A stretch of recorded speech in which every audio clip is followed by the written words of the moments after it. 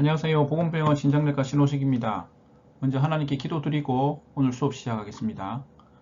사랑과 은혜가 풍성하신 하나님 아버지, 어려운 상황이지만 오늘 신장생리, 혈액량과 세포액량 조절 등에 대해서 함께 공부합니다. 강의하는 교수에게 학자 입소를 허락해 주시고 강의를 듣는 우리 선생님들에게 학자의 길을 허락해 주셔서 잘 이해하도록 도와주옵소서. 하나님, 이 어려운 시간들이 빨리 지나갈 수 있도록 하나님 도와주시고 예수님 이름으로 기도드립니다. 아멘. 오늘은 혈액량과 세포액량 조절, 포타슘, 칼슘, 인산염, 마그네슘 조절에 대해서 함께 공부하겠습니다. 수업 전 숙제, 생리문제 풀이, 성찰일지는 다음에 하도록 하겠습니다. 먼저 세포의 포타슘 농도 조절과 포타슘 조절에 대해서 말씀드리겠습니다. 포타슘은 칼륨이라고도 말하고 원자 번호 19번입니다. 아마 여러분 고등학교 때 많이 배우셨을 것 같고요. 우리 몸의 플루이드 컴파트먼트를 보시게 되면 세포 내액에 포타슘이 많이 들어있고요. 참고로 세포 외액은 소듐이 제일 많습니다. 보시다시피 세포 내 안에 많이 들어있습니다. 그러니까 이게 우리 실제로 피 안에서 혈액 검사를 했을 때 포타슘이 낮거나 높을 경우에 이게 실제로 낮거나 높은 것을 측정하기가 참 어렵습니다. 왜냐? 포타슘이 세포 안에 많이 들어있기 때문입니다. 보통 하루에 먹는 양이 100mm몰, 100mg를 먹게 되면 대변으로 10, 대부분 소변으로 90이 빠져나갑니다. 따라서 콩팥의 기능이 매우 중요합니다. 그러나 또한 보시면 골격 근육의 거의 대부분이 들어있습니다. 말씀드렸던 100 들어오면은 소변으로 90, 대변으로 10 정도 빠져나갑니다. 체내 포타슘 조절을 보시게 되면 세포 내로 흡수되는 것을 조절하는 것들은 인슐린, 알도스테론, 그 다음 베타 아고니스트, 효연제가 되겠고요. 산염기 균형이라든지 세포 외 농도 증가라든지 운동이라든지 재분포에 의해서 체내 포타슘 분포가 조절되게 됩니다. 이 그림이 참 중요한데요. 보시면 우리 몸에 제일 포타슘을 많이 포함하고 있는 게 근육이라 있습니다. 근육에는 소듐 포타슘 ATPase라는 게 있어서 예를 들어서 인슐린을 주게 되면 포타슘이 세포 안으로 들어갑니다. 따라서 체내의 포타슘이 낮아지게 되고요. 베타 아고니스트도 같은 역할을 하게 됩니다. 따라서 고칼륨 혈증, 포타슘이 높을 때는 보통 치료제로 인슐린을 실제로 씁니다. 그러면 전체량은 그대로지만 세포 안으로 들어가서 재분포되어서 급하게 치료가 되겠죠. 오른쪽 그림을 보시게 되면 오른쪽 그림은 혈액과 세포 세뇨관 간의 포타슘 이동 정도입니다. 거기에도 소듐 포타슘 ATPase가 있는데요. 알도스테론이 중요한 역할을 담당하게 됩니다. 알도스테론이 작용하게 되면 소듐을 체내로 하나 끌어당기면서 포타슘을 소변으로 밖으로 배출하는 역할을 합니다. 따라서 정상 포타슘 균형에 관여한 중요한 호르몬, 우리 세포 쪽에는 베타 아고니스트 인슐린, 그 다음에 세포 세뇨관 쪽에서는 알도스테론이 중요하다는 거 꼭 기억이 필요하겠습니다. 세포 내액과 외액 사이에 포타슘 분포에 영향을 주는 요인들, 아까 말씀드렸듯이 인슐린, 알도스테론, 그 다음에 알칼리증이 있어도 실제로 포타슘이 이동합니다. 소위 말해 하이드로젠 이온이 부족한 상태이기 때문에 포타슘을 세포 안에 세포 안으로 포타슘이 하나 들어가면서 하이드로젠이 나와서 산증을 중화하게 됩니다. 따라서 알칼리증이 있을 때는 포타슘이 감소하게 됩니다. 그러면 거꾸로 생각하면 산증이 있을 경우에는 포타슘이 증가하는 소견이 발생하게 됩니다. 콩팥에 의한 포타슘 배설의 비율을 보시게 되면 포타슘 배설의 결정은 결국은 여과율이 얼마나 되는지, 그 다음에 세뇨관에서 포타슘의 재흡수율 및 분비율이 얼마나 되는지가 중요합니다. 일중 변동도 일부 중요하다고 알려져 있습니다. 보통 근위 세뇨관에서 한 60-70%, 그 다음에 C건 생리 쪽에서 한 25% 정도 조절합니다. 아까 말씀드렸던 내용이고요. 후기 원인 및 그 다음에 피질 집합 세균에서 주세포 포타슘 분비에 대해서 보시게 되면 주세포에 의한 포타슘 분비 조절은 소듐 포타슘 ATPase와 그 다음에 혈액으로부터 세뇨관으로 포타슘 분비를 지지하는 전기화학적 경사라든지 그 다음에 관각막의 포타슘에 대한 투과성으로 조절되는 것으로 되어 있습니다. 포타슘 분비를 조절하는 요인, 아까 말씀드렸다시피 혈장에 포타슘이 높으면 낮추려고 하겠죠. 또한 알도스테론도 실제로 세뇨관에서 소듐을 체내로 흡수하면서 포타슘을 밖으로 배출하는 역할을 하고, 세뇨관 유량, 즉 소변량이 많아지면은 포타슘이 쓸려 내려가겠죠. 수소이온 농도도 중요하다 되어 있습니다. 먼저 세포의 포타슘 농도가 증가하면 포타슘 분비가 증가되게 됩니다. 두 번째로 알도스테론은 포타슘 분비를 촉진한다. 아까 그림에서 말씀드렸고요. 그 다음에 세포의 포타슘 농도. 근데 고칼륨혈증 갈 수가 없잖아, 그죠? 그래서 알도스테론 분비를 촉진시켜서 포타슘 분비를 촉진해서 전체 체에 있는 포타슘 농도를 낮추는 것으로 되어 있습니다. 포타슘 농도의 작은 농도 변화에도 알도스테론 농도 크게 변하는 것으로 되어 있습니다. 다음은 알도스테론 되먹임 그 체계를 억제하면 포타슘 농도 조절 작용이 크게 손상이 되게 됩니다. 원위 세뇨관 유량 증가는 포타슘 분비를 촉진합니다. 당연히 이게 소변량이 실제로 흡수가 안 돼서 소듐이 흡수가 되지 않아서 소변량이 물과 함께 그 세뇨관 흐르게 되면은 포타슘이 흡수가 되지 않아서 많이 내려가게 됩니다. 그 다음에 급성산증은 포타슘 분비를 감소시킨다. 따라서 고칼륨혈증이 생길 수 있고요. 그 다음에 포타슘이 높은 음식을 먹었을 경우에도 발생할 수가 있습니다. 그게 두 번째로 콩팥에서 칼슘 배설과 세포의 칼슘 이온 농도의 조절에 대해서 말씀드리겠습니다. 칼슘 농도 조절 같은 경우는 세포 외액에 보통 한 9에서 10.6mg/dL 정도가 있는데요. 우리 먹는 양이 한 15에서 30 정도 되게 되고, 콩팥은 대장으로 한 10에서 25, 콩팥은 3에서 5 정도 배설되는 것으로 되어 있습니다. 프록시말 튜뷸 쪽에서 한 50에서 60%, 그 다음 식 어센딩 림 쪽에서 한 20에서 25% 정도 조절합니다. 저칼슘혈증에 대한 우리 몸의 방어 기전을 보시게 되면 플라즈마 칼슘이 감소하게 되면 칼슘 센싱 리셉터가 억제가 되어서 실제로 부갑상선 호르몬이 올라가고, 그 다음에 리날 칼슘 익스크리션이 감소되게 돼서 실은 칼슘을 정상화시키는 그런 기전을 가지게 됩니다. 하이포칼세미아의 기전 중에서 원인 중은 보시게 되면 플라즈마의 인이 높다든지, 그 다음에 콩팥 기능이 감소되는 경우가 원인이 되게 되어 있습니다. 하이퍼칼세미아의 코즈에 대해서는 한번 읽어보시고요. 칼슘이 감소하게 되면 PTH가 증가합니다. PTH의 주된 역할들을 보시게 되면 콩팥에서의 리접션, 칼슘 리접션을 증가시키고 본에서의 칼슘 릴리즈를 증가시킵니다. 따라서 칼슘을 유지시키려고 하게 돼요. 또 하나 역할이 PTH가 증가하게 되면 바이타민 D3를 활성화시켜서 장에서 바이타민 D3가 칼슘을 재흡수, 전반적으로 칼슘을 올리는 역할로 해서 항상성을 유지하게 됩니다. 콩팥에 의한 칼슘 배설의 조절을 보시게 되면 근위세뇨관에서 칼슘의 재흡수를 보시게 되면 보통 칼슘 확산 같은 경우는 일렉트로케미컬 그레디언트에 의해서 세뇨관 내에서 세포 내로 이동되게 됩니다. 두 번째는 칼슘 같은 경우는 칼슘 ATPase 펌프와 소듐 칼슘 의존체 운반체에 의한 기저막측을 경유해서 이렇게 빠져나가는 경우가 있습니다. 한번 읽어보시고요. 다음 두 번째는 헬레고리아 원위세뇨관에서 칼슘이 재흡수가 되게 됩니다. 헬레고리의 굵은 마디 상혈관에서 50%는 단순 확산하고 50%는 PTH에 의한 막횡단 운반으로 되게 됩니다. 또 원위세뇨관에서는 칼슘 재흡수가 세포막을 통한 능동 운반에 의해서 일어나게 됩니다.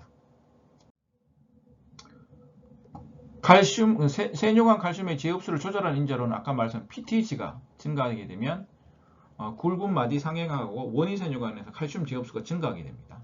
요중 칼슘 배설도 감소하게 되게 되죠. 칼슘 배설에 변화를 주는 요인에 대해서는 한번 다 설명을 드렸었습니다. PTH는 두 가지 효과를 통해서 칼슘 인산염의 농도를 조절하는 중요한데요. 특히 PTH 같은 경우는 뼈의 흡수를 촉진시켜서 다량의 인산염을 골렘으로부터 세포에게 나오게 합니다. 또한 PTH 같은 경우는 세뇨관의 인산염에 대한 최대 운반율을 또 감소시켜서 세뇨관 내 인산의 대부분을 요중으로 배설시키는 역할을 하게 됩니다. 따라서 PTH, 부갑상선 호르몬이 증가하게 되면 항상 세뇨관 인산염 재흡수는 감소하고 보다 많은 양의 인산염이 이렇게 배설되는 인산을 줄이는 역할을 아주 중요한 역할을 하게 됩니다. 인 포스페이트 같은 경우는 세포 외액에 한 2.5에서 4.6mg 데시리터가 있고요. 보통 한 50 정도를 먹게 되면 대부분 콩팥으로 많이 나가게 됩니다. 고인산혈증의 주된 원인 중에 하나가 급성 또는 만성 콩팥병이 되겠습니다. 저인산혈증 원인을 한번 읽어보시고요. 인산의 리텐전과 2차선 부갑상선 기능 항진증을 보시게 되면 인산이 일단 올라가게 되면 그죠?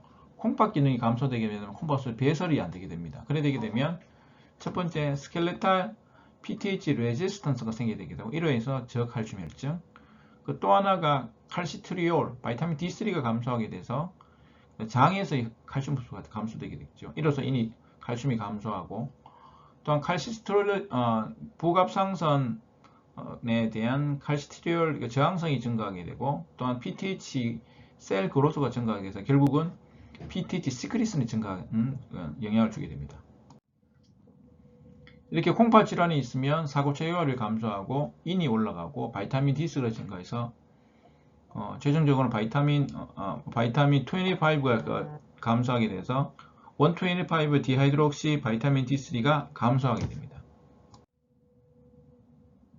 칼시트리올과 2차선 부갑상선 기능 항진증에 대해서 정리한 내용입니다. 앞에서 드린 말씀과 동일합니다.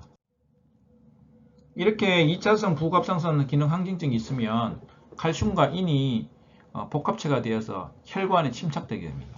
제일 왼쪽 그림 같은 경우는 대퇴부에 있는 대동맥 이렇게 보여서는 안 됩니다. 고속도로처럼. 그 다음 폐에도 보시면 꼭 폐암이 있는 결핵이 있는 것처럼 보이는 하얀 것들이 전부 칼슘과 인이 응집돼서 침착된 내용이 되고 심한 경우에는 팔에 있는 어깨 근육에도 이렇게 침착되게 됩니다. 세 번째로는 콩팥에 의한 마그네슘 배설과 세포 외액 마그네슘 농도 조절에 대해서 말씀드리겠습니다. 마그네슘 같은 경우는 세포 내액에 이렇게 고르게 분포하는데요. 하루 12 정도 먹으면 대변으로 8, 콩팥으로 4 정도 나갑니다. 프록시말 튜브에서 25, 식 어센딩 림 쪽에서 65% 정도를 제흡수해서 조절하게 됩니다. 고마그네슘 혈증의 주된 원인 당연히 콩팥 기능이 감소하면 마그네슘 올라가겠죠. 저마그네슘 혈증 원인은 한번 읽어보시고요. 콩팥을 통한 세포 외액의 조절에 대해서 말씀드리겠습니다. 세포 외액량의 조절 같은 게 이 세포 외액량 소위 말해서 몸무게가 늘 수가 있습니다. 그죠?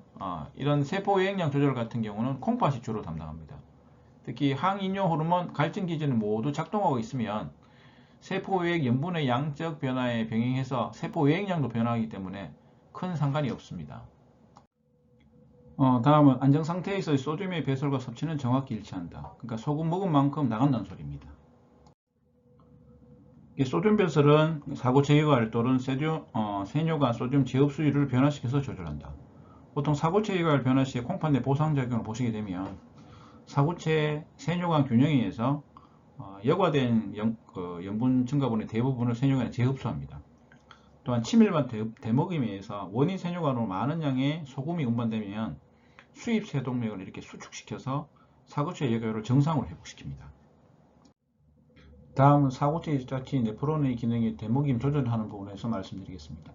아테리얼 블러드 플래시가 감소하면 사고체의 하이드로스태틱 프레셔가 감소하고 GFR이 감소합니다. 이렇게 되면 디지털 튜브의 변형된 마클로덴자 쪽으로 지나가는 NaCl이 감소합니다. 따라서 이것이 바로 옆에 붙어 있는 A프론트 아테리얼에 있는 적스타 글로메룰러 셀에 영향을 주어서 신호를 주어서 레닌이 증가하고 엔지오텐신 2, 그 다음에 E프론트 아테리얼의 저항성이 증가해서 GFR이 유지되는 형태로 가게 됩니다. 아까 말씀드렸던 적스타 메룰라 아파투스에 대한 설명을 드렸고요. 레닌 엔지오텐신 2의 작용에 대해 보시게 되면 아까 말씀드렸던 레닌이 올라가게 되면 엔지오텐시노젠, 엔지오텐신 1, 2, 그 다음에 알도스테론이 증가해서 결국은 혈압이 증가하는 그런 양상을 보이게 됩니다. 다음으로 소듐과 체액 균형을 유지하는 혈압 인용 기전의 중요성에 대해서 말씀드리겠습니다. 혈압 상승 후에 약간의 시간이 지나면 이 레닌의 분비가 억제돼서 엔지오텐신 2와 알도스테론 생성이 감소해서 결국은 혈압 소듐 인용 효과가 상당히 항진되게 됩니다. 혈압소좀 이뇨와 혈압 이뇨는 체액 부피와 동맥압을 조절하는 콩팥 체액 대먹임 기준 중에 하나가 되겠습니다. 이 보시면 소듐과 물 섭취량이 배설량보다 많으면 체액의 몸 안에 물이 축적되겠죠. 이렇게 되고, 그래 되면 혈액량이 증가하게 되고, 그다음에 순환기 충만함을 증가시키고, 그 다음에 정맥 환류에 대한 경사, 혈압 경사를 증가시키고, 심박출량 증가, 동맥압 증가, 그로 인해서 요배설량이 증가해서 결국 일반 사람들은 혈압이 올라가지 않고 유지가 되게 됩니다. 아까 앞에 말씀드렸던 내용들을 그림으로 설명한 내용이 되겠습니다. 섭취 변화가 혈액량에 미치는 효과인데 일상적인 범위 내에서는 혈액량은 비교적 일정하게 이렇게 유지가 됩니다. 혈액량과 세포 유액량 조절의 정확함을 보시게 되면 이게 일일 수분 섭취량이 과도하게 변하더라도 혈액량이 거의 일정하게 유지되는 이유를 보시게 되면 혈액량의 미세한 변화에도 심박출량이 크게 변화하고요. 그 다음에 심박출량이 조금만 변화하더라도 혈압이 크게 변화하고 혈압이 조금만 변화해도 요량이 크게 변합니다. 따라서 혈액량이 조금만 증가하면 결국은 요량이 증가해서 체액량을 조절해서 혈압이 유지되는 효과가 가져오게 됩니다. 다음은 간질 공간과 혈관계 사이의 세포의 분포에 대해서 말씀드리겠습니다. 간질 공간, 간질이라 하면 세포 외액 중에서 세포 외액 밖에 있는 부분이죠. 그 부분에 혈액이 또 소위 부종이 발생하는 원인이 되겠습니다. 결국은 모세혈관의 정수압 증가, 압이 증가하면 새겠죠. 혈관 밖으로. 두 번째는 혈장 교질 삼투압 검사, 그러니까 혈관 안에 알부민 같은 아주 진한 물질이 부족하면 농도 차에서 밖으로 셉니다. 그 다음 세 번째로는 모세혈관 투과성, 인펙션이라든지 폐혈증 상태 같은 경우는 이게 모세혈관의 투과도가 증가해서 또 새게 됩니다. 그 다음에 림프관이 폐쇄되는 경우도 새게 됩니다. 세포 외액량과 혈량의 관계를 보시게 되면 정상 범위에서는 거의 일직선 관계를 가지게 됩니다. 근데 세포 외액량이 과다해지면 혈액량이 지속적으로 증가하지 못해서 향후에는 결국 부종이 발생하게 됩니다. 다음으로는 콩팥 체액 대먹임 조절 작용에 대해서 말씀드리겠습니다. 콩팥 배설에 대한 교감신경계 조절, 동맥압 수용체와 저압신전 수용체 반사에 대해서 보시게 되면 콩팥에서는 이 교감신경이 광범위하게 분포되어 있습니다. 따라서 콩팥 교감신경이 활동을 증가시켜서 소듐과 수분 배설을 감소시키는 다음 효과를 나타내게 되는데, 먼저 혈액량 감소가 클 경우에, 뭐 피를 흘린다든지 이럴 경우에 콩팥 소동맥을 수축시켜가지고 여가율을 감소시키거나, 그 다음에 세관의 염분과 수분 제흡수, 그래야지 체액량 보존하니까요. 그 다음에 레닌 분비를 증가시켜서 세관의 제흡수를 한층 더 증가시켜서 체액량을 보존하는 항상성을 가지게 됩니다. 콩팥 배설을 조절하는 엔지오텐신2의 기능을 보시게 되면 엔지오텐신2 같은 경우는 혈압, 소듐, 이뇨 효과를 증가시키는 걸로 되어 있습니다. 이 그림은 과다한 엔지오텐신2 생성과 엔지오텐신2 생성 억제가 혈압, 소듐, 이뇨 곡선에 미치는 영향에 대한 것들인데요. 결국 엔지오텐신2 생성이 증가하면 혈압, 소듐, 이뇨 곡선 기울기가 감소해서 혈압이 소듐 섭취의 변화에 매우 민감해집니다. 엔지오텐신2의 기능을 보시게 되면 엔지오텐신2는 가장 강력한 소듐, 그러니까 소금과 수분 보유 호르몬군의 하나입니다. 하지만 심부전이나 그러니까 심장이라든지 콩팥에 부전이 없으면 혈중 엔지오텐신2의 감소나 증가 어느 것도 ECF나 혈액량에 큰 효과는 없는 걸로 되어 있습니다. 따라서 결국은 콩팥, 심장 기능이 감소된 환자에 있어서 엔지오텐신2 효과가 크다고 할 수 있겠습니다. 콩팥 배설을 조절하는 알도스테론의 기능을 보시게 되면 이미 앞에 포타슘에서도 말씀드리겠지만 알도스테론의 주된 기능은 세뇨관에서 소듐 포타슘 ATPase를 활성화시켜서 소듐을 끌어당기고 그 다음에 포타슘을 배설합니다. 특히 소듐, 소금이 움직일 때는 혼자 움직이지 않습니다. 항상 물과 같이 갑니다. 따라서 알도스테론 수치가 높다는 의미는 소듐 흡수가 증가하면서 물이 많이 들어와서 체액량을 증가시키고 혈압을 올리는 효과가 있게 되겠습니다. 콩팥의 수분 배설을 적용하는 항이뇨 호르몬 같은 경우는 수분이 결핍하면 당연히 우리 몸에서 물을 붙들어야 되잖아요. 그죠? 그래서 집합관에 작용하는 항이뇨몬 이런 호르몬의 혈장 농도가 증가해서 수분의 재흡수가 증가되게 됩니다. 그런데 여러분 아마 나중에 신경학 통합 강의에서 배우게 될 텐데 저나트륨 혈증일 때 체액량도 정상인데 이게 암이 있다든지 그 다음에 감염이 있다든지 이런 경우에 분비되지 말아야 하는데 항이뇨 호르몬이 계속 분비가 돼서 결국 수분 지업수도 증가하고 ECF 볼륨도 증가하고 동맥암이 소폭 상승하는 이런 신드롬 오브 inappropriate of ADH, 보통 시아드라 표현하는데요. 부적절 ADH 분비 호르몬 증후이라는 이런 것들이 발생할 수도 있습니다. 다음으로는 소듐 섭취 변화에 대한 통합 반응을 보시게 되면 염분 섭취를 증가하면 당연히 항염료 체계는 억제되고 염료 체계는 활성화된다. 당연하겠죠. 염분이 많이 들어왔으니까 배설을 시켜야 되잖아요. 그죠? 그래서 우심방과 폐혈관의 신전 수용체로부터 기원한 저압 수용체 반사가 활성화되게 되고, 그 다음에 엔지오텐신 2 행성이 억제된다. 이게 활성화되게 되면 결국 나중에 알도스테론이 올라가니까 소금을 끓여놔야 올라가겠죠. 그러니까 거꾸로 되는 거죠. 그 다음에 염료 체계의 촉진으로 소듐 배설의 증가에 기여하게 됩니다. 다음은 혈액량과 세포 유액량 크게 증가시키는 상황들에 대해서 같이 한번 보시겠습니다. 먼저 심장 질환에 의한 혈액량 및 세포 유액량 증가, 우리 뭐 심부전이나 여러 가지 것들이 있습니다. 그죠? 그래서 심부전 초기에는 심박출량이 감소해서 동맥을 감소시킵니다. 이거는 다시 소듐 보유 체계를 활성화시켜서 특히 레닌, 엔지오텐신, 알도스테론, 교감신경계가 대표적으로 활성화가 됩니다. 따라서 심장이 매우 약하면 동맥암은 요량을 정상으로 회복시킬 수 있을 만큼 증가가 안 됩니다. 따라서 콩팥은 수분 저류를 지속해서 심한 순환계 오류혈, 그러니까 물이 많은 상태가 되죠. 그래서 폐부종으로 아주 심한 경우는 죽음에 이르게 됩니다. 순환계의 수용 능력 증가나 혈액량 증가를 보시게 되면 예를 들어서 특히 임신이 가장 특징적입니다. 보통 임신을 하게 되면 체중이 는다 얘기죠. 그래서 그 체중이 물론 지방도 늘지만 보시면 임신 중에는 자궁, 태반, 기타 확장된 기관의 혈관 용적이 혈액량이 거의 25%까지 증가합니다.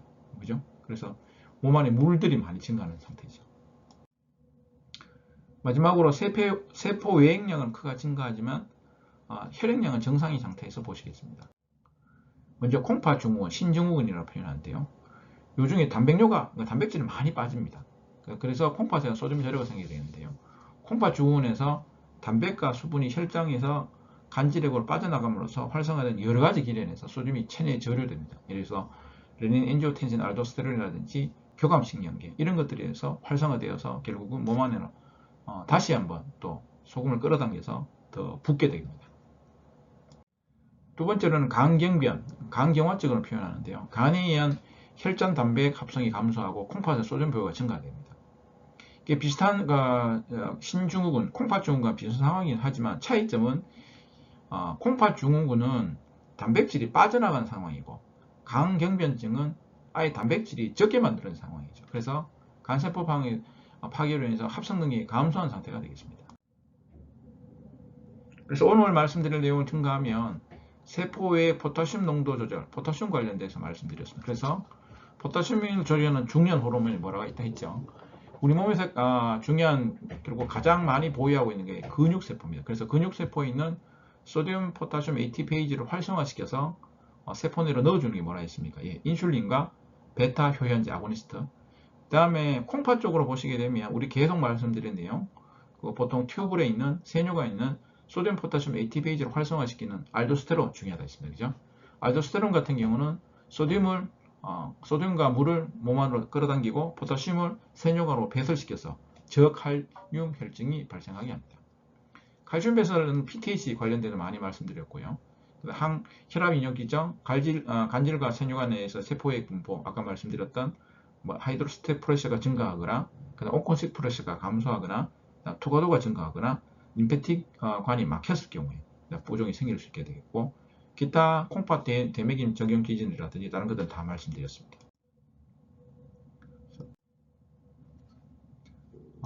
신장생리학 포타슘 쉽지 않은 내용들이지만 한번 여러분들이 본과 과목을 준비하기 위한 과정으로서 한번 가볍게 보시고 공부해 주시길 부탁드립니다. 빨리 얼굴을 보고 수업할 수 있는 날이 오기를 기대하며 경청해 주셔서 감사합니다.